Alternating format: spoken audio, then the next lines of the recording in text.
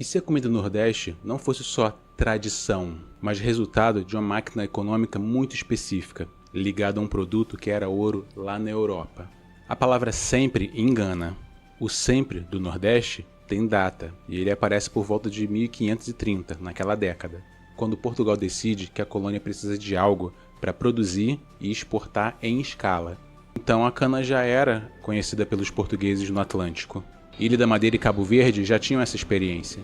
Então a lógica era simples, replicar aquele mesmo modelo, onde desse muito mais lucro. E por que o Nordeste? Geografia e logística. Então a zona da mata tinha solo fértil, tinha clima quente, tinha chuvas concentradas em períodos regulares e a costa voltada para o Atlântico. Então você planta, processa e embarca. Então você tem Olinda, Recife e Salvador, que eram portos que concentravam essa produção e exportavam direto para a Europa, conectando assim o açúcar ao mercado europeu. Daí entre o século XVI e o XVIII, então vamos colocar aí, entre 1530 e 1750 como janela, o Nordeste vira basicamente o motor do Brasil colônia. Bahia e Pernambuco, principalmente, concentram esses engenhos, o comércio e o poder. E quando eu digo engenho aqui, não é só uma fábrica. É um sistema inteiro com plantação, senzala, capela, moenda, armazém, enfim, toda a estrutura, com uma cadeia de trabalho que sustenta isso tudo. Então aí a comida já nasce como logística, não como um hobby. Você precisa sustentar todo esse maquinário humano, alimentar dezenas, às vezes até centenas de pessoas por turnos. E daí entram soluções que rendem, como a mandioca, a farinha, que era a base barata e estável, feijões, milho, caldos. E também temos pirões, cozidos longos e até as carnes menos valorizadas, que daí os cortes bons sobem na hierarquia e o restante desce. Então isso não é uma poesia de aproveitar tudo. É basicamente um sistema de sobrevivência sobre violência estrutural. E aqui tem um ponto que muita gente perde, quando o açúcar começa a perder a sua centralidade econômica.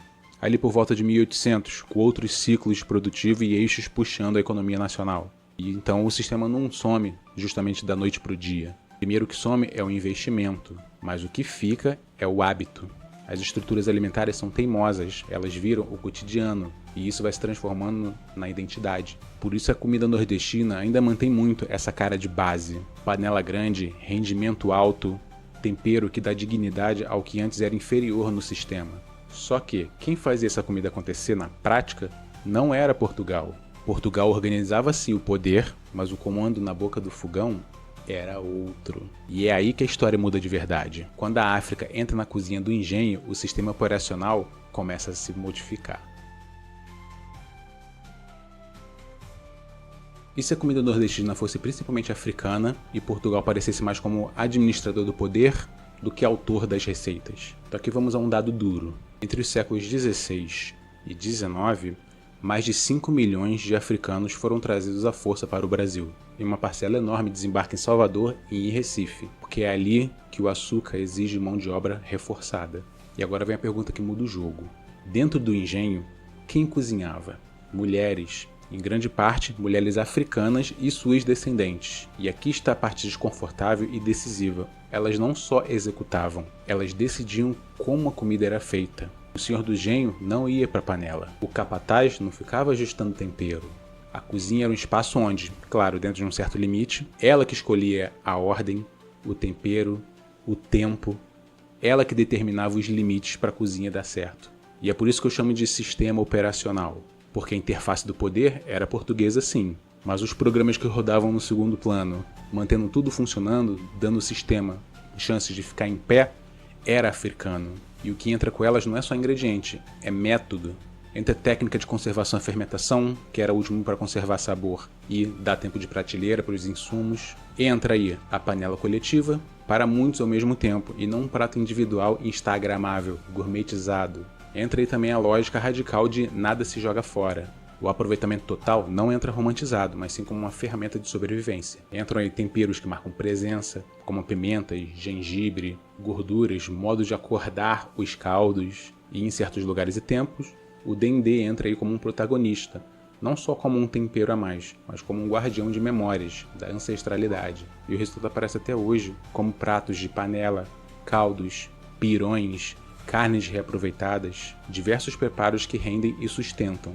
E nesse detalhe estrutural, a carne nobre sobe para a casa grande e os miúdos, as sobras, carne de segunda, desce como miúdos, ossos e cortes desprezados. Então a cozinheira pega esses restos e transforma em pratos que são desejados. E é aí que mora a inteligência culinária.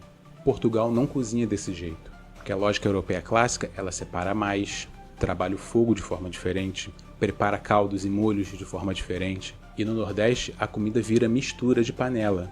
Fogo direto, caldo, tempero que infiltra. E quando a gente passa a perceber isso, a gente muda o nosso foco. Não é só influência africana, é a estrutura africana operando por baixo do sistema colonial português. Só que isso não para só no sabor. Quando a fé africana entra na panela, a cozinha vira código. E se cozinhar e rezar tivesse virado literalmente a mesma coisa, de um jeito que ninguém conseguisse separar e por isso ninguém conseguisse apagar? A ordem colonial tentou controlar tudo: família, idioma, circulação, trabalho, e tentou controlar também a religião. Então houve muita repressão, perseguição, proibição de ritos públicos e demonização de símbolos. Só que aí existe uma coisa que é muito difícil de proibir: alguém cozinhando todos os dias. Daí nasce uma estratégia que muda o Nordeste completamente. Práticas religiosas africanas, que mais tarde a gente passou a conhecer como candomblé, xangô, mina, umbanda, se infiltram no cotidiano da cozinha. Não como uma cerimônia de vitrine, mas como uma prática silenciosa diária que era impossível de erradicar. E aqui a comida deixa de ser só alimento. Ela vira também regra, vínculo e proteção. Em muitas tradições, certos ingredientes ganham status espiritual muito concreto. O dendê pode aparecer como sagrado e ligado a oferendas. Milho branco aparece em ritos de pureza. Pimentas e ardências entram como força e proteção. E a farinha, que já era base de sobrevivência, vira também símbolo de continuidade, de ancestralidade, de casa.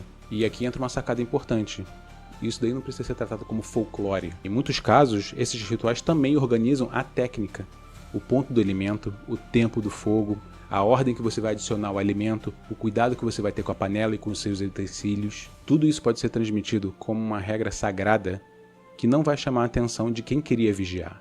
Seria como uma forma de passar o conhecimento adiante por baixo do radar. E aí a virada seguinte, ela é pública, porque ela sai da esfera interna e ganha a rua. Em cidades como Salvador e Recife, a venda de comida de rua como tabuleiro, quitandas e mercados viram economia, sociabilidade e continuidade cultural.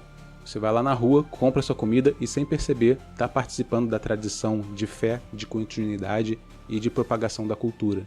Então não é só um prato típico, é uma prática social, é sobrevivência.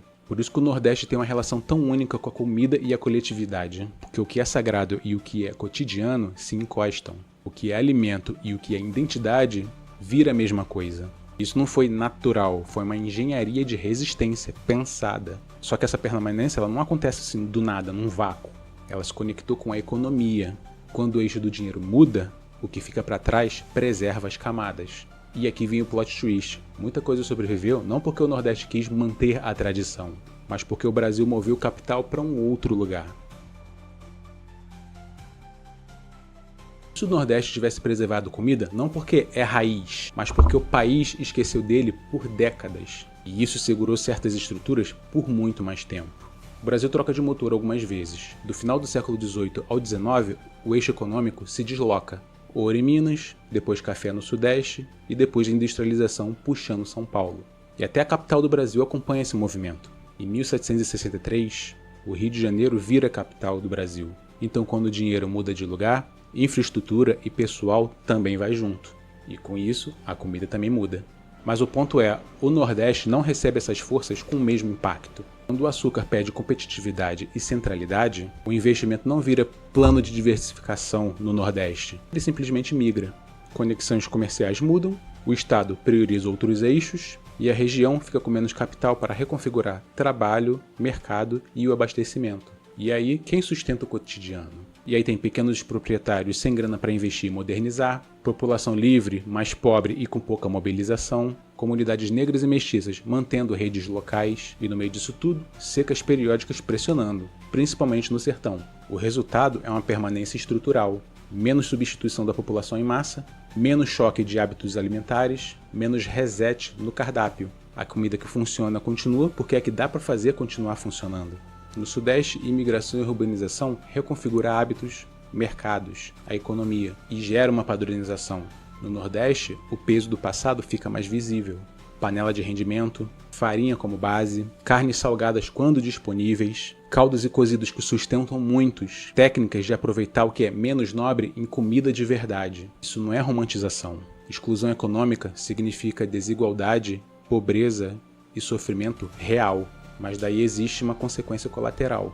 Práticas culturais não são diluídas na mesma velocidade. O que em muitos lugares é substituído por modernização, aqui permanece porque não houve a mesma chance estrutural de esquecer. Isso ajuda a explicar por que o Nordeste parece mais legível historicamente. Aqui você enxerga melhor as camadas, o indígena na base, o Portugal na hierarquia, a África no método e a economia dizendo o quanto cada coisa podia mudar. Então quando você senta no Nordeste para comer, você não está vendo só folclore, você está vendo estrutura.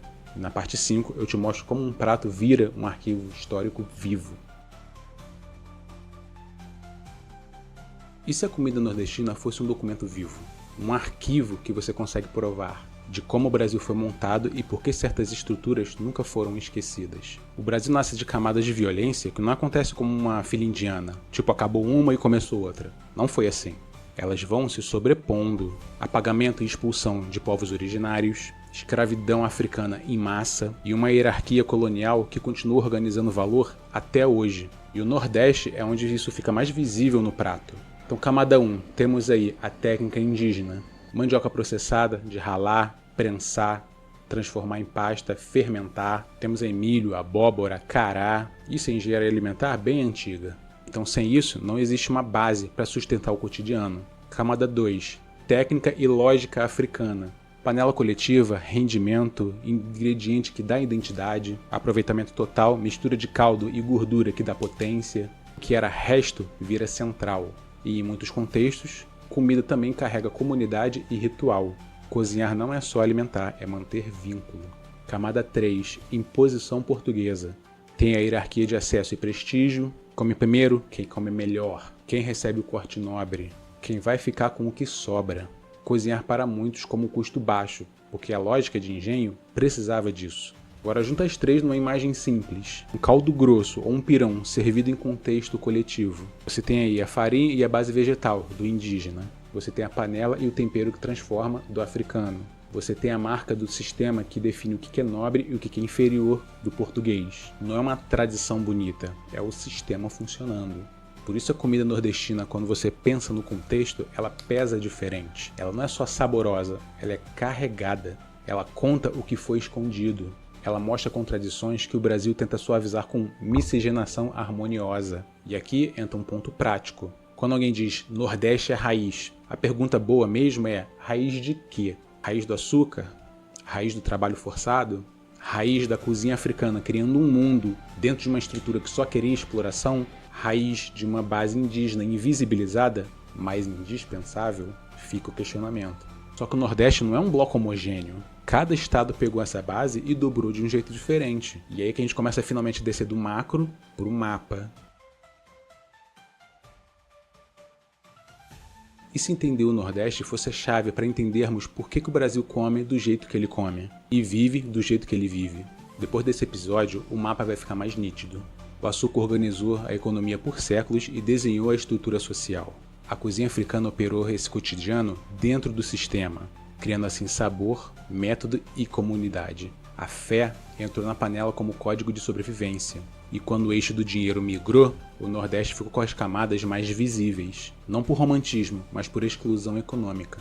Em outras regiões, ciclos econômicos e ondas migratórias reescreveram muitas questões. Entrava capital novo, entrava gente nova, mudava o mercado, mudava o abastecimento. E assim as camadas mais antigas ficavam mais difíceis de enxergar. Parecia progresso, mas também era apagamento. No Nordeste, nada foi sobrescrito completamente. As camadas convivem, ativas, visíveis. Por isso ele serve como um espelho. Você enxerga o Brasil sem filtro, sem maquiagem. E é por isso que essa série de gastronomia brasileira desce aqui primeiro, que agora você já tem a base. Não preciso ficar repetindo por que Portugal plantou a cana sem reexplicar todo o sistema. A partir daqui eu posso explicar o que importa. mostrar como essa base vira algo concreto nesses lugares específicos. Então se esse vídeo te fez olhar diferente para o Nordeste, comenta aí embaixo. Qual comida agora você vai olhar e tem outro significado? Qual outro prato você vai comer com outro tipo de atenção? Você é do Nordeste? Comenta aí. Eu particularmente sou carioca. E no próximo episódio saímos do macro do Nordeste e vamos para a Bahia. Porque na Bahia tudo isso aparece de um jeito cristalino. Porto Atlântico, Salvador como centro colonial, tabuleiros na rua, dendê como assinatura e uma relação entre comida, fé e vida pública que vira praticamente um idioma próprio.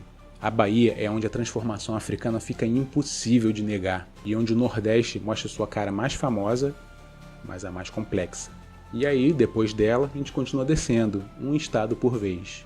A ideia de cada episódio é responder o que aqui aconteceu de diferente, qual prato resume isso, que evento histórico moldou esse cardápio, qual camada ficou mais visível. Então curta, se inscreva e siga o Odisseia Gourmet. Aqui, gastronomia não é só receita, é sistema, é história, é poder e é memória que dá para provar. Então, até a próxima.